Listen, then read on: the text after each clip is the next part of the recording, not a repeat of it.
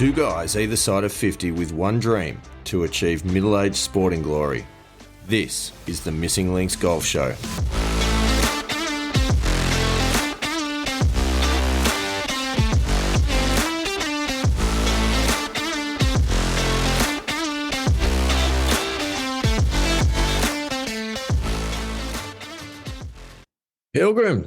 Pilgrims, here we are for yet another episode of the Missing Links Golf Show. I will be joining you tonight. I'm Steve Hinks, and I will be not only joining you, I'll be joining Andy Walker. Andy Walker, welcome back to the Missing Links Golf Show. I have to say, the very eloquent the way that you put that, and after 36 episodes, number 37. Still haven't got it right. We've still got work to do. Oh, the value of planning ahead of what you're going to say before you open your mouth, Andy Walker. I think there's a lot to be said for that. But but that's that's how we roll, isn't it? Like, never been our method. No, I mean, how many times have we actually fully planned out an episode? That would be donuts, wouldn't it?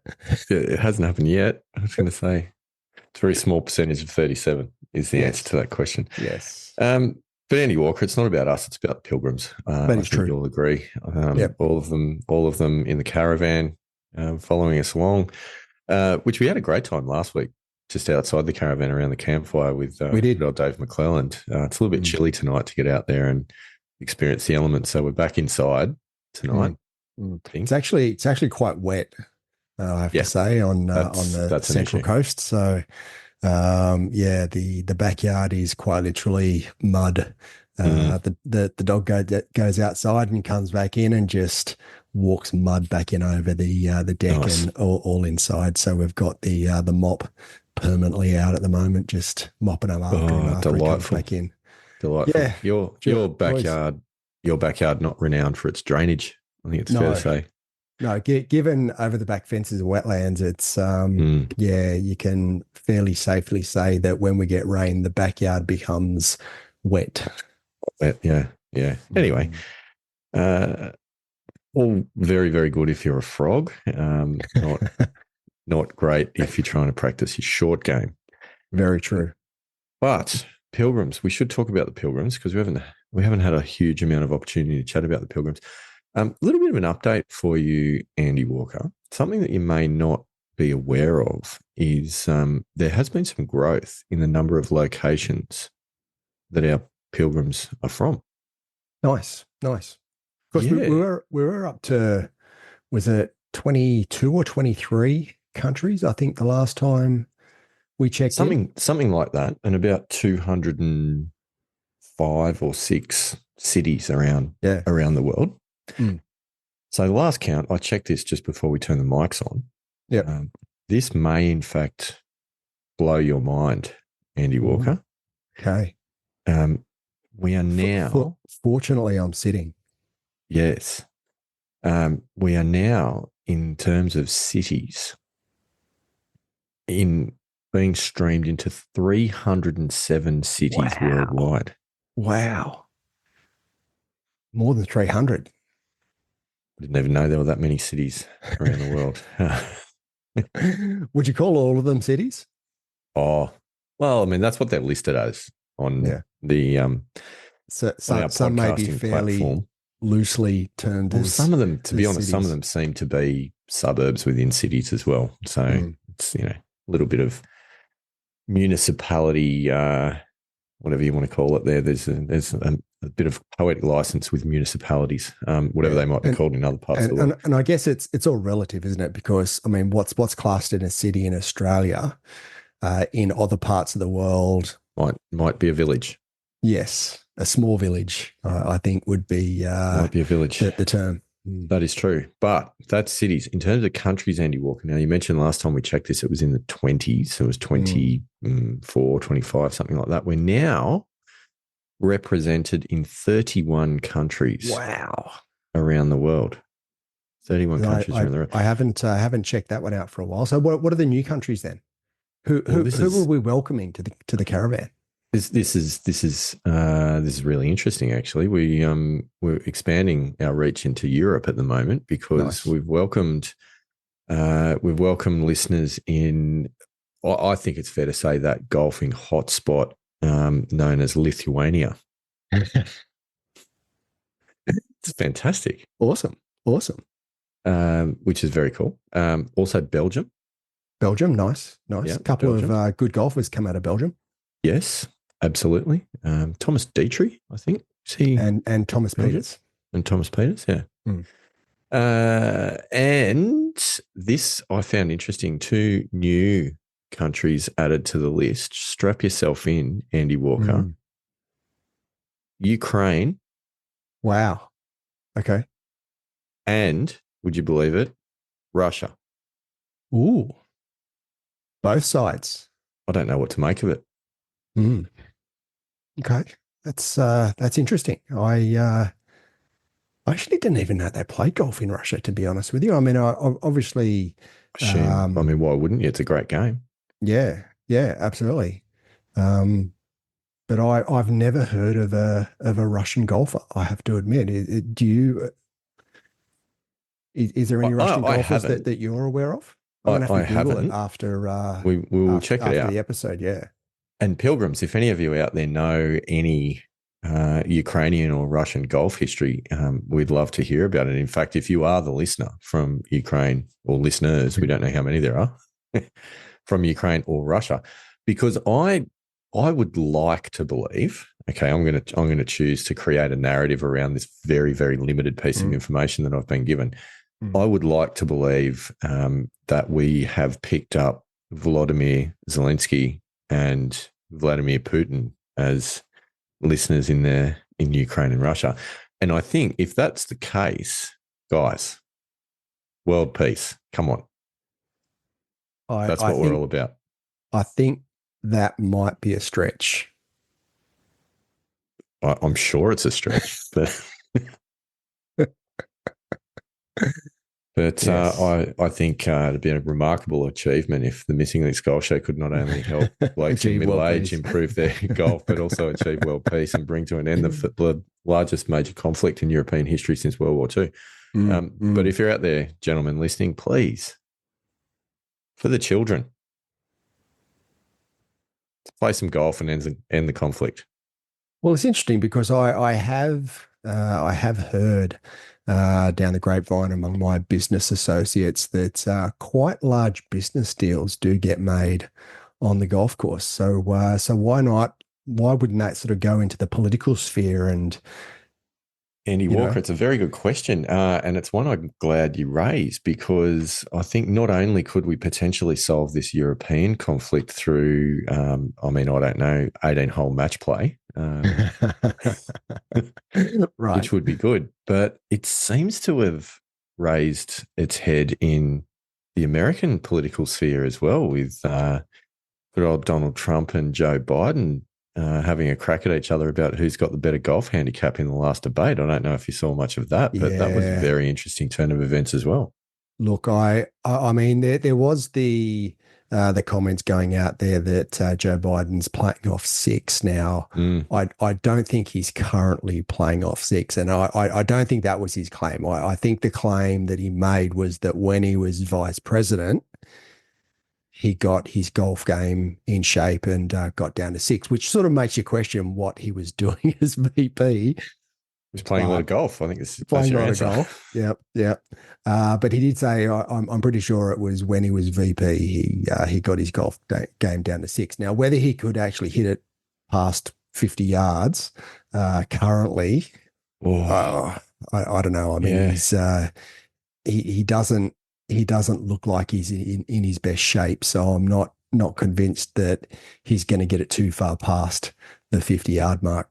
No, I mean, I'm currently playing off 8.0. And if Joe's up for it, I'm happy. I'm happy if he wants to give me two shots to take him on in a money game. Yeah. Yeah.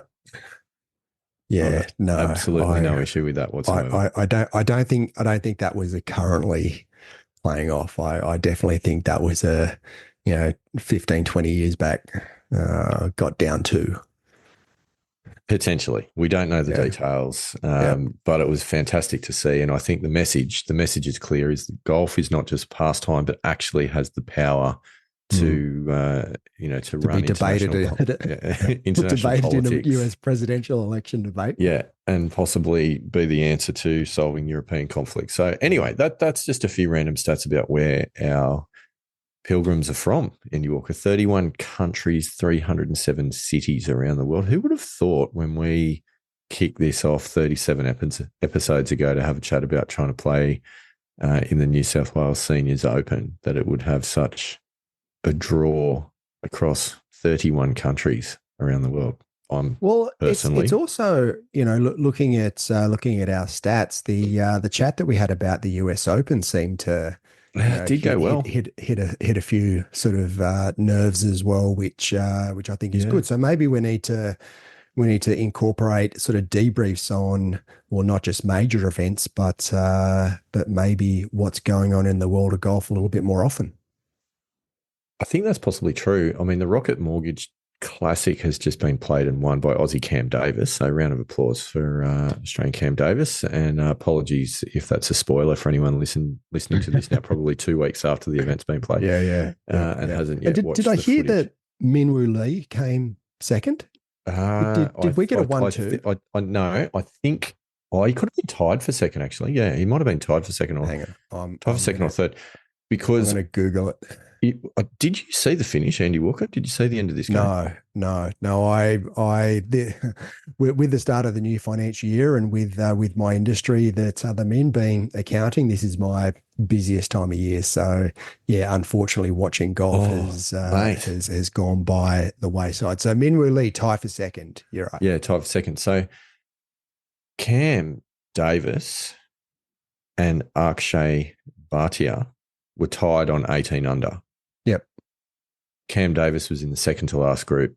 Bhatia was in the last group. Davis has finished, posted the score on 18 under, gone to the range, fully expecting a playoff, Yep. a la Pinehurst number 2. Mm. Akshay found the green and with his approach and had a 2-putt for par of, I want to say, about 25 feet. Yep.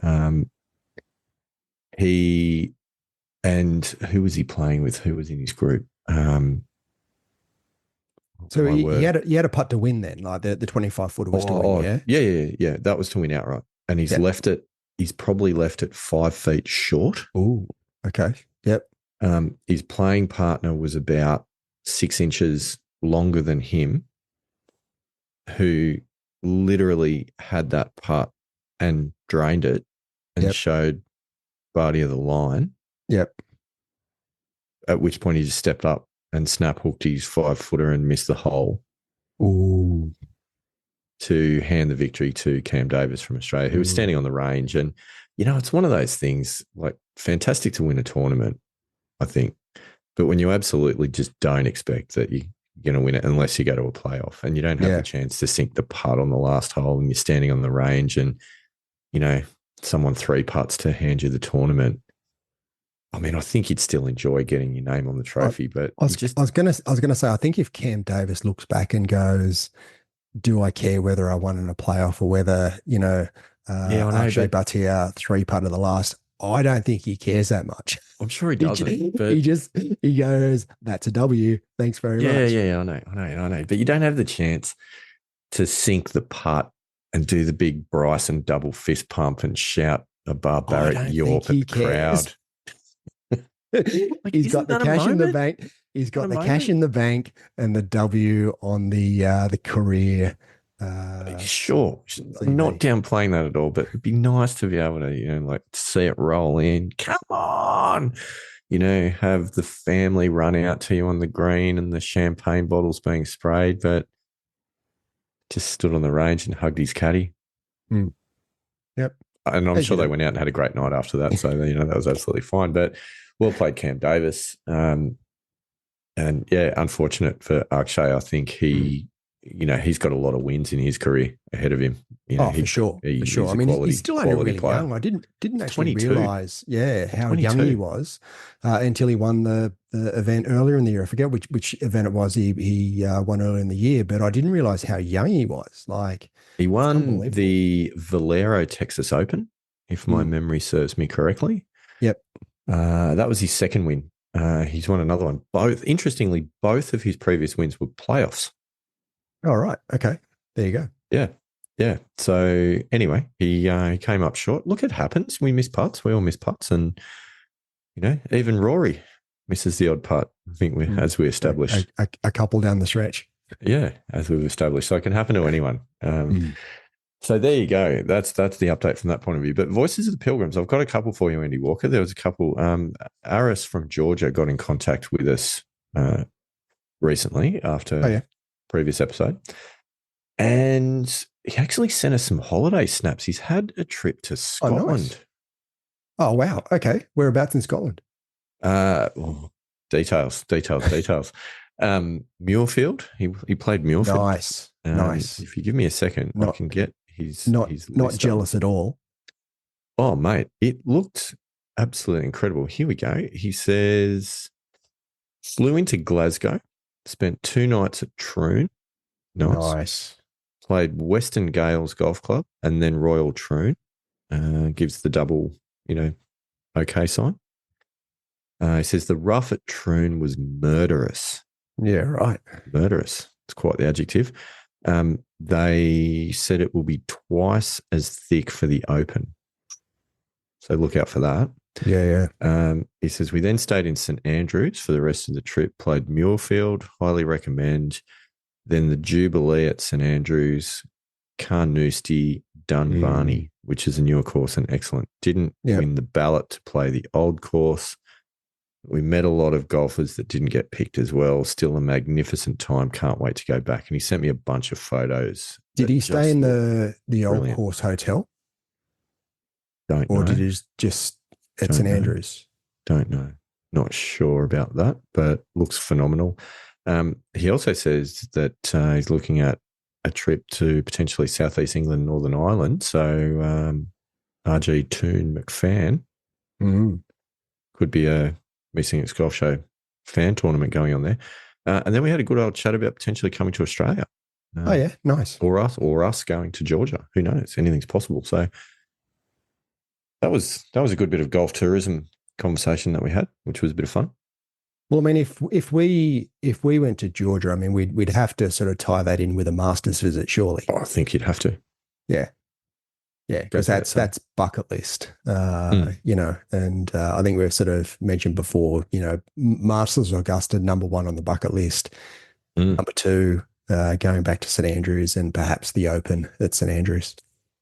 It's all dependent on friend of the show, Josh Nichols, qualifying for the Masters, because we've got that agreement that we will co-caddy should he make the Masters, and it will be the first time in the history of that tournament that a player will have had 2 caddies for each round. Yeah. However, in saying that, I'm telling you, even if Josh Nichols doesn't make the Masters, I'm still going. Still want to go? It's not dependent. As much as I'd love to see Josh in the Masters, my Masters visit isn't dependent on him. It's not dependent, but he could be a catalyst. That is true. What do you reckon if we were to co-caddy Andy Walker? Would you go, you carry the bag for 9 holes, I carry the bag for 9 holes? Or would we get 2 smaller bags, you carry the odd clubs, I carry the even clubs? No, I reckon like one of us at the golf club end and the other one down the bottom, and just sort of carry it down the fairway together.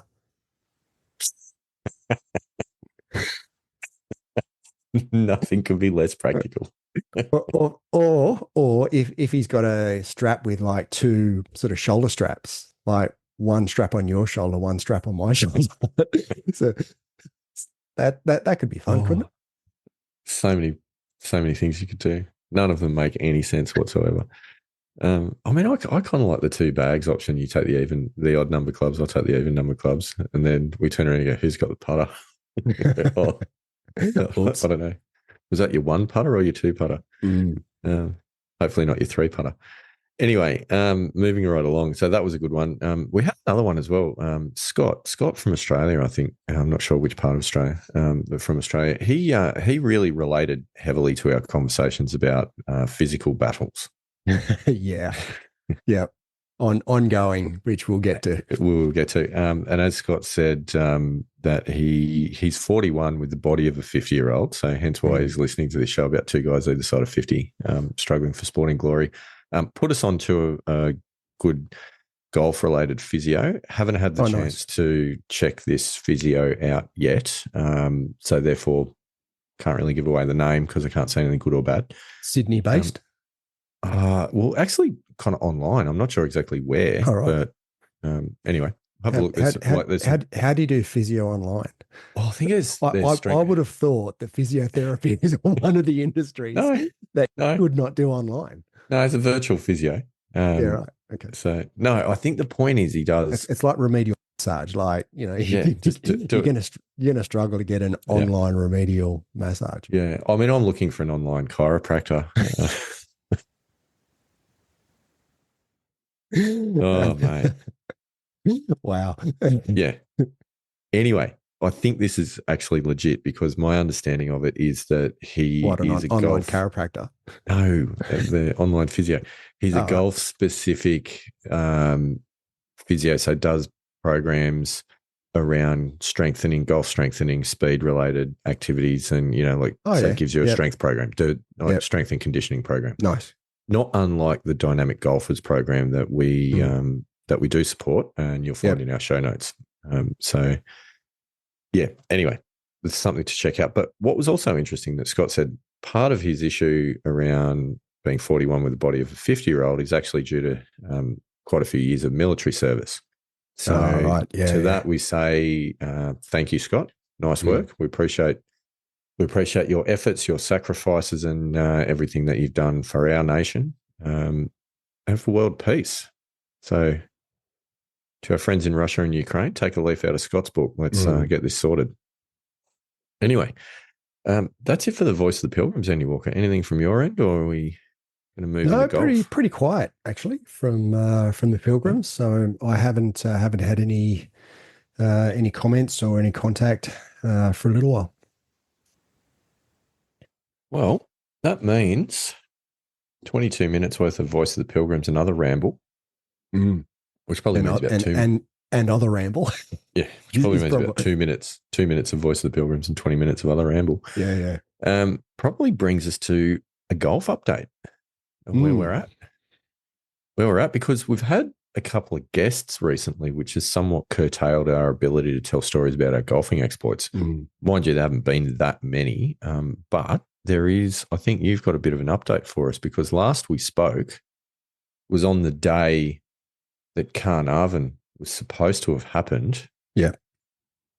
But didn't, because the course was closed. Yeah, it got washed out. So in Sydney, I think we've now had 7 weekends in a row of rain. So it's, I'm about an hour north of Sydney, so it's, but it also affects me. Talking about rain, it's been pretty wet over the last couple of days. So Carnarvon, where there's a couple of low-lying areas around Carnarvon, so it's, it doesn't dry the quickest. So they made the decision sort of, I think it was sort of late Sunday that they were going to postpone the Carnarvon seniors to the 16th of September. Which, to be honest with you, and I think I mentioned this last week with David McClelland, is that I'm not too disappointed, because I would have been pretty underdone. And after sort of having the injury for the past sort of month or so, I was concerned that I was going to re-injure myself during the tournament. I mean, I played 5 holes on Saturday and went all right, but I still sort of had that in the back of my mind. So I was sort of glad not to have to travel down to Sydney. We have now got a fairly big month in September. Yeah, well, look, I think that all sounds reasonable. And that was kind of where we where we left things when we were chatting with Dave McClelland was basically on that day, because that was the day that you were supposed to have played that tournament. So that being said, you were in a situation where you need to get a round of golf in for the month of June. Yes. So did So I you? did. I did decide to, after Monday's rescheduling, to put my name down for my local club competition on Tuesday. Mm, Just because I didn't want to minus one. no. That wouldn't have been good for the for my yearly sort of championship. So went out on Tuesday morning at my local club comp, and I sort of started playing sort of as expected, having not played for about a month. Very up and down. Had a few double bogeys, a couple of birdies to come back. And then got to about the sort of 15th green, 16th tee, Mm, and I started to feel my rib cage getting very, very sore again. this is not good. Yeah, and it got to a point where after I struggled through the 16th, I hit a fairly poor second shot into 16, which was I only had about sort of 65 meters, and I hit a fairly poor shot in, but still made par. But then on 17, I only had, it was about 88 meters, I think it was. Short par three, as you know, sort of, surrounded by water pretty much. And I reckon I hit a good 6 inches behind the ball and hit Yeah. it. I reckon it got halfway, but Yeah. didn't quite Layup. make. Yeah, didn't quite make it. No, it wasn't a layup. It was a lay in. Didn't quite get across the water, and ended up taking another double there, and just struggled down the last, making a bogey. So yeah, re-injured. Um, Re-injured myself and re-injured my ribs, which means that I'm in for an extended layoff from competition golf. I reckon I can still do some short game. In fact, I went back. I had another remedial massage. The massage therapist just looked at me and shook her head. She just went, this was the risk that you were going to take with playing again. And you know, yes, yeah, I agree. She's It was right. a Did bit of a she risk, but say? Did she say the words to the effect of "you're not getting any younger" or something like "at your age"? Any of those sorts of sentences? no, no, no, Disappointing. but certainly there was a very much a tone of "I told you so." Mm. Well, because That she that was did. that was coming through loud and clear. So look, yeah, it's in a slightly different position, or sort of more towards the front of my rib cage this time, but it's definitely a cartilage or soft tissue issue, and yeah, a bit of inflammation through that sort of right side of my ribs, and that's the side, obviously being a right-handed golfer, that contracts through the downswing and through impact. So yeah, it's rest, and more rest for me when it comes to actually swinging a golf club, and It's not playing in ideal. tournaments. So It's not she's ideal. given me the okay, as I said, for short game and putting. That's not going to be affected. So I'll be able to do some work. And I actually did a resistance training and cross training session this morning, so I can still work on my strength and work on sort of cardio. But yeah, actually for the impact of a golf ball, and obviously Yeah, then yeah, yeah, for the yeah. turf, that's the one that's going to be the issue. So I've just got to just take it easy for the next few weeks. So I might try, and towards the end of July, I might try and start playing a couple of holes again. I mean, as I said, on Saturday, I played 5 holes and played without pain. So I think it's the playing 18 holes is the issue. So if I can get maybe back on the golf course and play a couple of holes towards the end of the month, and then early next month, start playing maybe 9 holes and work up to maybe sort of mid-August, I might try and play in a comp again. She did say sort of 4 to 6 weeks, because I haven't injured it as badly as what I injured it the first time. So there's it's not as bad, but yeah, I just need to rest it and make sure that I don't come back too early this time. Absolutely. It's very disappointing, Andy Walker. It's very disappointing. Yeah, I'm a bit gutted to be honest with you because I had started playing some pretty good golf and started to feel pretty confident with what I was doing on the golf course, and this has just sort of put me back a few months. But look, we're playing a long term game, so at the Mm. end of the day, my whole focus and my whole goal is to make sure I'm right by September. It needs to be at the start of September because the Glenmore Seniors, the first Yep. event there is the 2nd of September. So Yep. I need to be right for the start of September. So if I'm probably going to be underdone. Of course, it's going to effectively be 2 months, maybe 2.5 months where I don't play or play in one competition. Mm. And I didn't really play that much in May either. I played the Camden Seniors and I played sort of at Castle Hill Country Club when I got invited there. So since sort of that last round in April where I shot 2 under, I've played 3 competitions and not likely to play in another competition for another 6 or 7 weeks. Yep. That's not by any stretch ideal preparation. But at the same No. time, the most important thing is that you manage to get your body back to where it needs to be. Otherwise, you won't get through September anyway. Yeah, exactly, exactly. And So, September is going to be a big month. I mean, I've got probably now half a dozen events that I've got my eye on in September. I might have to actually pare that back a little bit just so I don't overdo it. But yeah, I really need to have a look at where things are and maybe I just focus on the events that are the qualifying for the New South Wales Senior. mm. Oh, heartbreak. It's gonna be Hmm. that's very difficult. It's a tough little bit of rehab ahead, but I don't know, what can you do? There's not much. You don't have many options at this point, do you? You just got to have to give it time Rest. and Hmm. do the strengthening work around it Yeah. potentially that might help.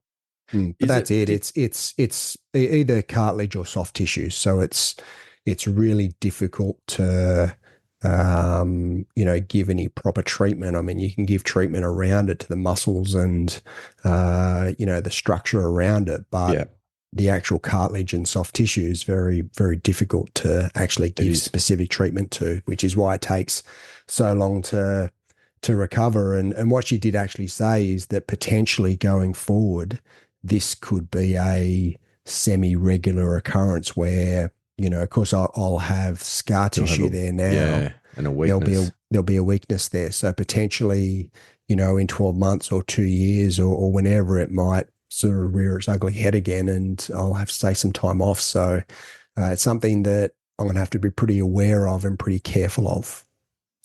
I know it's something certainly in cricketing circles that fast bowlers struggle with when they do get a side strain, which is the same sort of thing basically. Yeah. Mm. Because it's that acceleration muscle that Yeah. as you rip down to get the ball over the top. And once that happens, then quite often they're prone to repeated injury. So it sounds somewhat similar. But I mean, surely there's a body of work on this in the golf industry that you can do some research on and figure out. And I mean, the other thing going through my mind is whether or not any of the swing changes that you've been putting in place over recent months have potentially contributed to, um, the flare up because maybe you're using a part of the body in a certain way that you haven't ever really done before. So Yeah, look, I'm sure that's part of it. Also, the amount of practice I've done over the last sort of 8 months is a lot more than what I've done, well, in the last mm, 25 years. So there's a utilizing different parts of my body which I'm trying to transition to a more modern golf swing, but B, the amount of work I'm doing. So there's a couple of things there that for sure have contributed to it. So I mean, I yeah. guess the other factor that we probably need to acknowledge, bit of an elephant in the room, is like You're getting pretty old. Not sure what you're talking about. Yeah, I mean, you are the wrong side of 50 now. No, I see. I think I'm the right side of 50. Well, I suppose in the context of this show, you're the right side of 50. That's true. Exactly. Right. Um, You were but, saying only a couple of weeks ago how much you were looking forward to February when you. oh, can't wait. But I'm having second thoughts now that I'm seeing the toll that it's taking on your body, whether or not I want to go there. So yeah, it's going to be one to follow over the next couple of months to see, can you get back firing in time for all these tournaments that you've got in September? Yeah, it's going to be a lot of work and yeah, bit of rehab and just looking after myself and doing the right things. So yeah, Mm. I'm probably the other thing as well is I'm probably carrying a little bit too much weight at the moment. Oh, I since and I was doing really well coming into the Macquarie Cup. I just sort of lost a few kilos and. Then all of a sudden it's the Macquarie Cup hit and what out you to experienced, what you experienced is actually known as the Dubbo injection. yeah. And then sort of winter hit and you get all the comfort Yeah, foods and you yeah, just want yeah, to eat and yeah. yeah. So it's been a little bit of that. And when I say a little bit, I mean a lot. Mm, So I'm actually now the wrong side of 90 kilos. mm, Whereas, my sort of prime sort of fighting weight is low 80s. So I'm a good sort of 10 kilos above that. But, you know, the last few years, given the sedentary nature of my work, if I can get down into the mid 80s, that's probably about as good as what I can do at the moment. mm. But again, I'm not really anywhere near that. So let's just do a quick conversion on that because obviously kilos is what we use in this part of the world. So 90 times 2.2 is 198 Mm. pounds. So the Yeah, 90 and kilo and barrier is and and basically the I'm 200-pound barrier, yeah, and I'm pretty much. actually 92. So if we had any confession music for the background, Yeah. I had also blown out to a career high earlier this year, Yep. which was somewhere between 94 and 95. Ooh.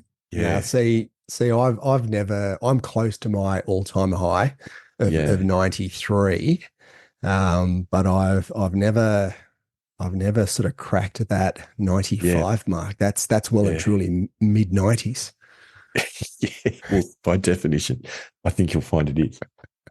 So that's about 210 pounds for our imperial listeners. I'm happy to say though, Andy Walker, I've reined it in. Okay. I've reined it in. I'm now back in the 80s, down Ooh, in nice. the 88s. Nice.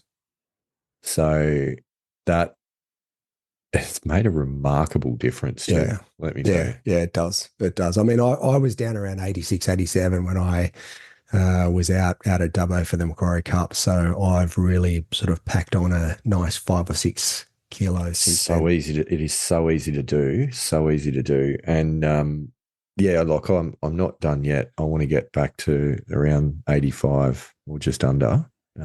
Because that for me, similar to you, that's about where I feel right. Mm, mm, But definitely on the way. But it's really, really hard. mm. Yeah, it is. It And is. it's been difficult, and it's been probably a really concerted effort. I think really since we sort of started talking about it, maybe in all seriousness, in this show, I think I've kind of started acknowledging that maybe about, I don't know, 12 to 15 episodes ago, which is probably Yep. about three months ago or so. Yep. Yep. And that's been definitely a concerted effort in terms of diet has been the main thing. Stopping the snacking, stopping actually not even so much the snacking. I've never had a massive issue with that, but it's more to do with portion size. Yep. Yep. Yep. Just having too big a meal when you sit down Mm. and have a meal. Yeah. So reined that right in, coupled with a bit of exercise. But it's funny. Exercise is a no, double-edged sword. You can't have a two-pronged sword because that'd be a fork. Uh, double-edged sword. It's a two-pronged issue. Because the thing with it is obviously it's good because it burns calories, but makes you hungry. Yes, it does. Yeah. You want to eat more. Mm. So that can be a bit of a challenge as well. Yeah. Well, I've had and my one of my issues is drinking red wine, and while I only drink on a weekend, I don't drink Monday to Friday. Well, actually, I'll rephrase that. I don't drink Sunday to Thursday. Friday and Yeah. Saturdays, I have a tendency to have a few reds. So I quite like a red in the cold weather. And then, the snacking just, goes into overdrive. And That's always the issue when you yeah. have And I have a anything to drink. tendency to, maybe lose a kilo or stuff during the week because I'm still trying to Then put on 3 on the weekend. Yeah.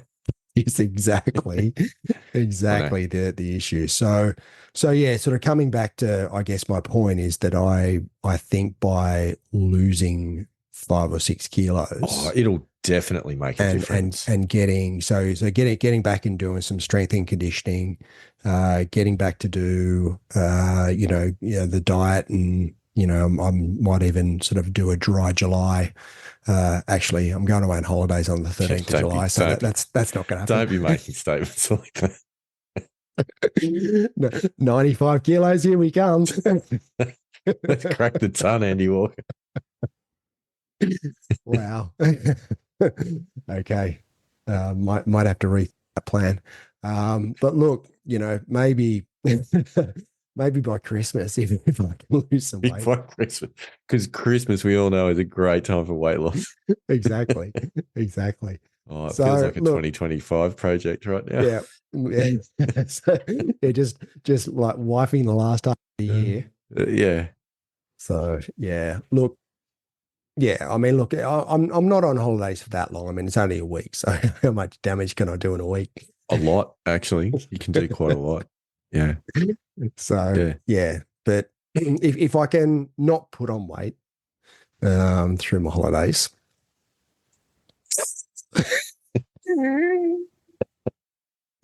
Okay, if I can only put on 1 or 2 kilos now you're talking. Let's set that bar as low as we can. Yeah. No, you can do it. You can do it. And honestly, it's actually not. Oh, no, it is that hard. I was going to say it's not. You don't have to be a Spartan about it. It's just about making some sensible decisions. Yeah. Look, I've got 2 weeks. Yeah, I've got 2 weeks before we go away.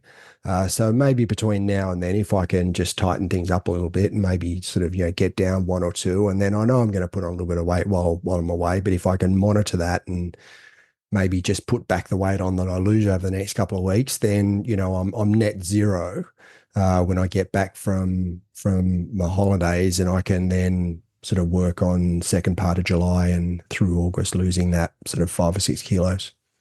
So here's the deal, right? Like you can't now, because of injury, you can't spend as much time smacking balls in the high performance center, or certainly getting out playing 18 holes of golf or anything like that. So maybe we need to revisit the training program, with some of those goals that we put together with, we're going to do, our various plans on a daily basis, and maybe we revisit that to actually make it a bit more of a weight loss, fitness, overall health plan might go whilst you're not able to hit balls that much.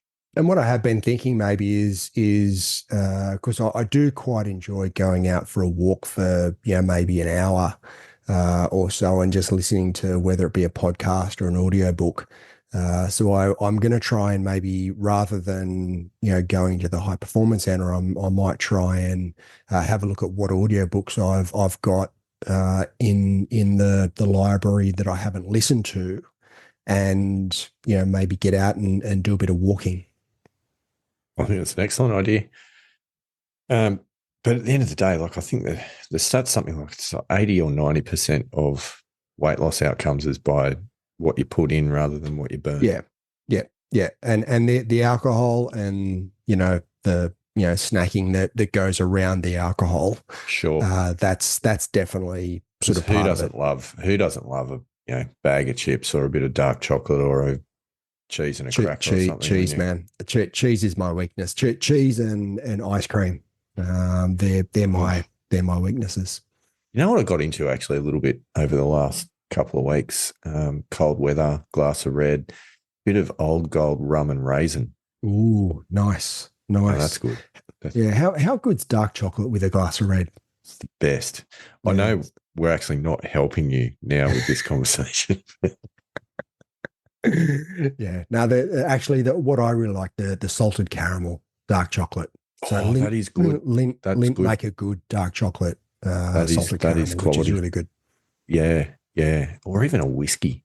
Good, good, nice scotch or something like that with a bit of dark Yeah. chocolate on it So goes. I've never Yeah, never you're never really really a been whiskey drinker, were you? a Scotch whiskey drinker. Port, Yeah, love port, yeah, like brilliant.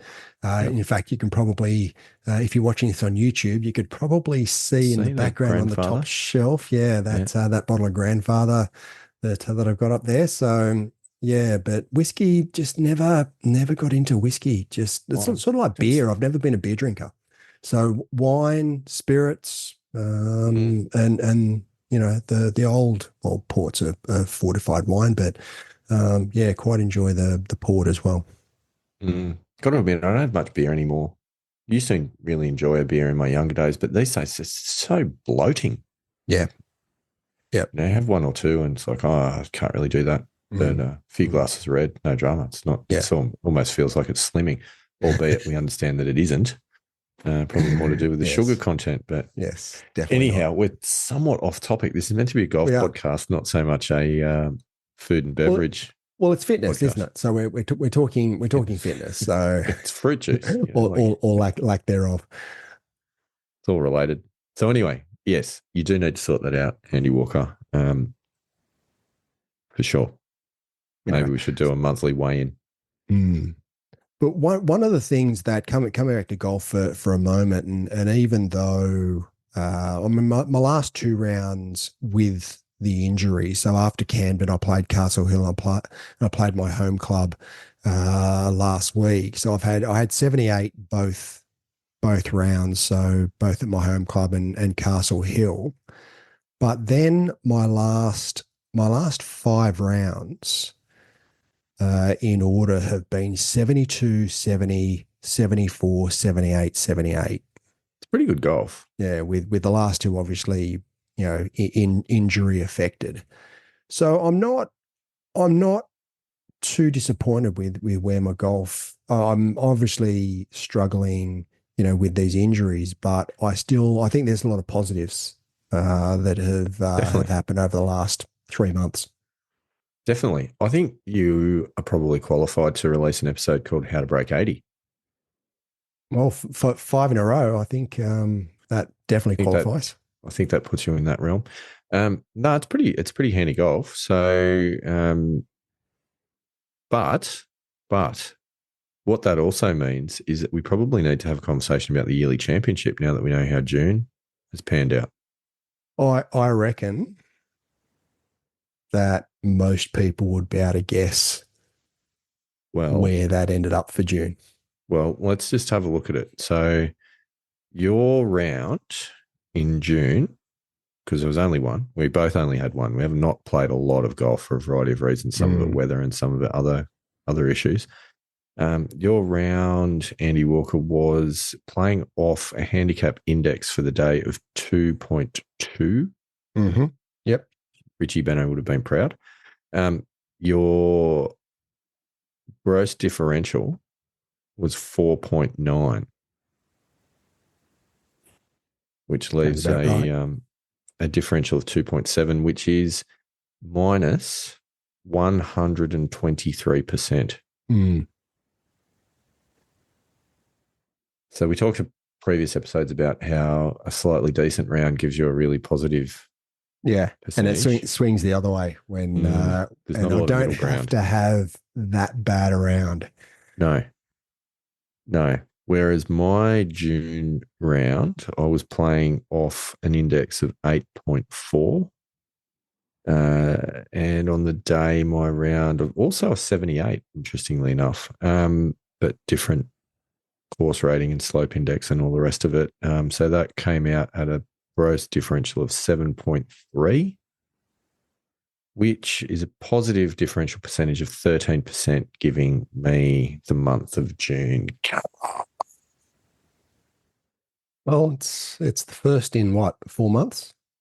About that. So the totals for the year, Andy Walker leading on 12, Stevie Hinks coming second on 6 points. But this, I'll also say, there is the additional clause that says the best round of the year gets another 4 bonus points, which currently you're holding that best round of the year with your 100 and something percent differential. But in saying that, there's 6 months to go. We're quite literally halfway. We are. So there's plenty of golf to be played. For me to beat that best round of the year, maybe not for the next couple of months. But for me to beat that best round of the year, though, Andy Walker, I need to shoot 4 under. Oh, look, I think you've got it in you. Maybe not this year. Be a hell of a round. Questions will be asked. But look, anything's possible. So at the moment, 12-6. It's tightening. The race is tightening. Yeah, as is the rib cage, apparently. Yeah, it is.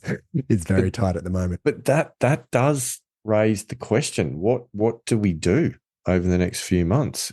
Do we pause? Do we?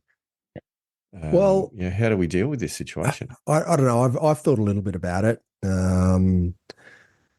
because I mean, while yes, it's not ideal that I've got an injury. We've sort of realised that maybe the calculation method needs a little bit of an adjustment. I think we've acknowledged that has to happen next year. I don't know what the answer is, though. Yeah, but we still haven't done that, even though, like, I've gone through a good period and put some pretty good results on the board. So when things swing back in your favour, do we then like go, oh, nah, stop and change it, or do you think it's fair that actually it might be a good thing for the yearly championship where things swing, the pendulum swings back in your favour? Look, I don't know. I really don't know. I don't feel good about, the possibility of winning a month with a, minus 200% differential. Well, it's sort of like, Cam Davis, isn't it? We're winning from the practice range. You don't get to see the last putt drop. It's not worth $2.6 million, so it's probably not quite that good. But it's the prestige. That's what it is. I don't know. I don't know how I feel about this. I really don't. Because at the same time, you could turn around at the end of the month and actually just get a sneaky round in, and who's to know? So.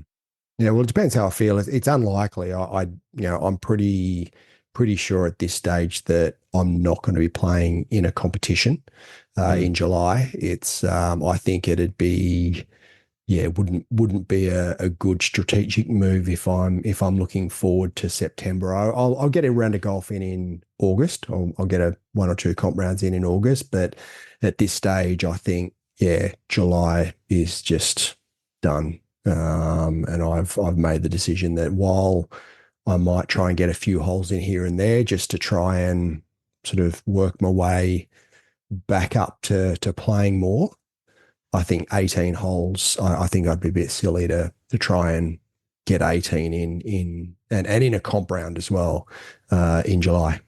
I think that's all true. And I think, if you were to be out for a couple of months, you get a couple of -1s, I get a couple of 3-pointers for some soft victories, then that brings it to what effectively would look like 12-10, the reverse, but you've still got the potential 4-point bonus, still game on in the back end of the year. Yeah. but you don't close the deal, I end up winning, then there's the asterisk that says, oh, yeah, you won because Andy Walker was injured for a few months. So how I, proud of I that victory could you be? I wouldn't bring that up. And then I turn around and I say, you know what?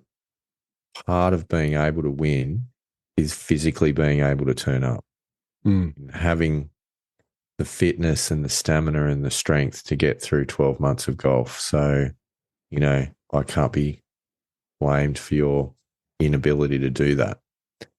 So there's And and that. if you're happy to look in the mirror and like, take that sort of victory, then, Well, like I say, all because, the power to you. it would be testament to the physical work that I've been doing to be able to get myself on the course month in, month out. Mm.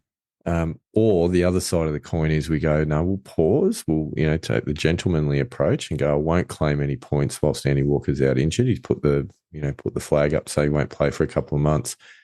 Then we get back into it. I'm then robbed of the comeback opportunity because you've extended the injury to a point where I now don't have enough months to actually close the gap. You win the annual championship, and we'll go, well done. You got off to a lead, and then you pulled the Afghanistan T20 fake hamstring injury ploy to engage the Duckworth Lewis system, and a great win. Here's an asterisk to help you celebrate. So I don't know. I don't know what the answer is, Andy Walker.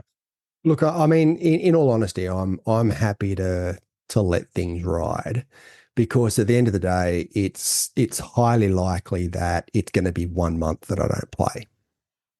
So I think August, I'm going to have at least one, if not two, comp rounds in August.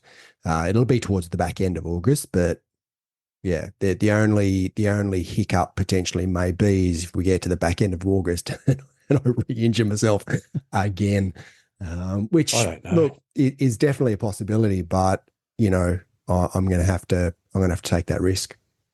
But yeah, I'll definitely be It's a back tricky one. playing in August. It's So a I'm tricky I'm one. I'm happy to let it ride, and just to say, it's all part of the game, because, at the end of the day, if you think about it, if someone on the PGA Tour, gets injured, do they stop the FedEx Cup? Maybe they should. Maybe that's what we're suggesting. So they wouldn't get it done at No, all they wouldn't. any year. They wouldn't. But it's not a one-on-one contest as well as different. Look, Pilgrims, if you've got any thoughts on the matter, reach out, because I'm interested to know. What people feel is the fair way forward. Is it a case of we should stop? Roger Bannister 4 minute mile style, reach around and help the opposition up, or is it a case of it's all about having the physical fitness to get through this arduous contest, because we know that it's a marathon and not a sprint. I don't know. I don't know what the right answer is. Mm. Well, I'm sure the Pilgrims will give us some feedback and some thoughts to mull over Yeah, while I'm on holidays. So we'll see. We'll see what we get out of the matter. I'm curious to know. But anyway, as it stands, it's 12-6 mm, with mm, the spectre of 4 bonus points mm, hanging mm. on Andy Walker's side of the line. What I am interested to know, though, coming back to sort of golf and where we are, is that from a strokes gained perspective, do you have your strokes gained data Oh, yeah, handy? yeah, yeah, Because yeah. like Give we me a haven't moment. talked about our strokes gained data for a little while, and I wouldn't mind maybe No, just checking in to see, because I mean you're playing a lot better, especially over the last few months than where you were earlier in the year. So I'd probably like to know where you're at from a strokes gain perspective. yeah. Let's have a look. Um, so yeah, last Um, 10 rounds. I've got last 10 rounds in front of me here. So we'll go last 10 uh, rounds for argument's sake. Um, so I can't remember off the top of my head what it was saying the last time we went through this. But at the moment, against a scratch handicapper, my strokes gain stats are minus 6.53. I feel like it was at like minus 8.5 yeah, or it something was like it that. was eight point something. Yeah. So that's better. Now that's broken up into a few different areas. And this has changed. Okay. My worst performing area is tee shots, which is at minus 2.42. My best performing area is putting at minus 0.42. Mm. And certainly after your struggles earlier on in the year, that's definitely a turnaround. That has turned around, and that has turned around because of moving away from thinking about whether or not I'm making the putt, ironically enough. Focus on hitting a good putt, getting it to the hole rather than thinking about trying to make the putt. Now, the other two areas, approach at minus 1.81 and short game at minus 1.88. The biggest area of improvement's been in approaches, because that, I think when we started this, I was at about like minus 4 or 5 or something like that on approaches. So that's been, and that, to be honest, has been the area that's had the most attention as well. So I'm not overly surprised by that. Definitely going in the right direction. I'm hoping to bring that tee shot number down though, because that shouldn't really be there. Needs to be a bit better. And that's to do with missing fairways. That's not so much to do. I mean, it's probably a little bit to do with distance, or probably, if I'm talking about scratch players, maybe about 10 metres short of where I need to be. Yep. So there's possibly something in that for a bit of work to do in the high performance center. I think so. I still like there's what that's actually showing, in fairness, there's no real standout area. It's pretty consistent across the board, and just needs a little bit of tweaking on everything. Yep. So hasn't massively helped me, that analysis. Just get a bit better at everything. Okay. Yep. Sure. Yeah. So how do your stats look, Andy Walker? Well, looking at it from the same comparison, so the last 10 rounds. Now, my stats have blown out a little bit for the Macquarie Cup. So they're not as good as what they've been for the last 5 rounds. But for the last 10 rounds, I've got a strokes gain to a scratch handicap of minus 4.2. So not too far ahead of you, but that is actually an improvement of 2.5 strokes gain per round from the previous 10 rounds. So I am improving. Now, breaking that down to the 4 areas, so minus 2.2 in driving, minus 2.8 strokes gained approach, plus 0.5 strokes gained short game, and plus 0.4 strokes gained putting. Who would have thought? So short game and putting seem to be the strongest parts of my game, which is not really where I'd traditionally see my strength. So if you bring that, and this is where it starts looking good, and we talked about my last 5 rounds a little bit earlier, but my last 5 rounds, my strokes gain comes down to minus 1.6. Now you're talking.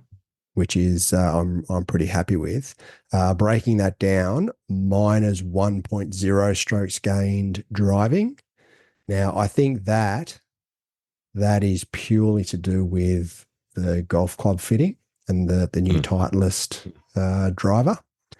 Minus 2.0 strokes gained in approach, plus 0.7 strokes gained short game, and plus 0.7 strokes gained putting.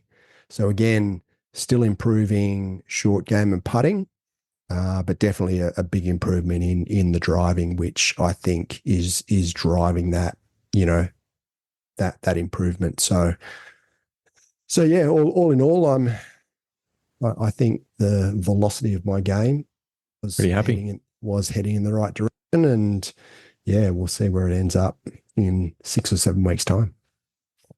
That is exciting, without a doubt. Definitely going in the right direction, which is encouraging. I think both games going in the right direction. You're obviously Yeah. just really getting to the pointy end of it at the moment, which is pretty impressive. Yeah. Got I a mean, look, what little bit to I'm, go.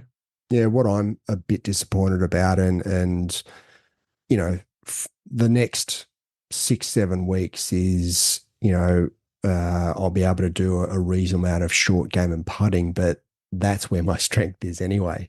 I'm not going Yeah. to be able to work on the stuff that really needs to work, which is mainly my approach play. But I mean, driving, I'm pretty happy where sort of driving is, but it's my approach play, and that's sort of the bulk of where my practice is in the high performance center. So yeah, it's a little bit frustrating, and I get the feeling that's just going to fall a little bit further behind in my strokes gain stats. But yeah, towards the back end of the year, I'll have to start really sort of working on that and trying to bring that up to the rest of my game. Without a doubt. You also have got the opportunity to work on your meditation game a little bit as well, Andy Walker, which I think we've established is probably not an area of strength. I did have someone unrelated to golf, someone else tell me that I need to start meditating. So that was a interesting development, which Comes now at you it's from all angles, doesn't it? now it's a multi-pronged, Yeah. um, Double-edged sword. yeah, double-edged sword. So Yeah. yeah, probably Well, should give it a crack. I mean, look, I have been quite focused on trying to, when I've been out walking the dogs, doing that walking meditation, and that seems to be quite good. Haven't quite got to the it's not sitting enough. down in one place as yet. Mm. Bit of quiet time, Andy Walker. You'll be all the better for it. Um, well, I think that's a pretty good recap. I mean, the only other things that's on the horizon at the moment is I've got a medal round coming up this weekend. So Nice. monthly medal, home club competition. But again, medal round, that's off the plates, playing the full length of the course, count every Mm, shot, all yeah. those fun things. So that's always a good test. See how that pans out. And that's definitely something for us to talk about next week. But um, I think I'll probably have a round again the following week. I've got a little bit of time. Kids are on school holidays now, so a Nice. Nice. little bit less traveling gives me the chance to get out on Saturday and Mm, and get amongst it. So that's exciting. yeah. I'm looking forward to that. Hopefully, Nice. post a number. Albeit, I've got to confess, I'm feeling a bit like quite underdone. I have not played a lot of golf recently. Not Mm. had a chance to get out and do a lot. And now that the cars are back in the garage, the High Performance Centre Central West has closed down for the interim. So Yep. yeah, we'll see how that pans out. But look, hopefully there's been enough miles under the belt golf swing wise to continue for the next couple of weeks. We'll see how we go. Yeah. Well, yeah, I'm going to be sort of head down and tail up for the next couple of weeks from a work perspective. And then I'm on holidays from the 13th of July for going away for about 10 days, which should be good, going to sunny Queensland. Very nice. I was going to take my golf clubs, but now not so much. Probably not. Probably not. But yeah, just looking forward to a bit of R&R and bit of a break after sort of my end of year madness that's going on at the moment. Look, I think it's all necessary. But Andy Walker, I feel like that's about all we've got in the tank tonight. It's been a good catch up. Definitely covered a lot of ground. Yeah, we've covered a bit. Yeah, from American presidential elections to peace in Europe. We've got you covered, ladies and gentlemen. A little bit of golf in between. So I think between now and then, let us know what you think about the yearly championship permutations. I'm interested to know what you think, Pilgrims. You can reach out to us. Find us on Facebook, Missing Links Golf Show. You can find us at Missing Links Golf on Insta or TML Golf Show on X. You can email us at the Missing Links Golf Show at gmail.com. You can watch us on YouTube. You can click to send us a text message button. So many options. I'm still waiting to hear someone record a voice memo and send that through for some legitimate voice of the Pilgrim. So let that be a challenge to you. Although we do have some photos, so we that's did get photos. Yeah, that was cool. Oh, actually, I did ask permission if we could share some of those on our social channel. So I do intend to do that. I'll probably will have done that before you hear this episode. Excellent. I'll so go no check that out promises. then. could go either way. Andy Walker, anything else that you want to call out before we call it quits? Just one more thing to do. Rock And out, that is Pilgrims.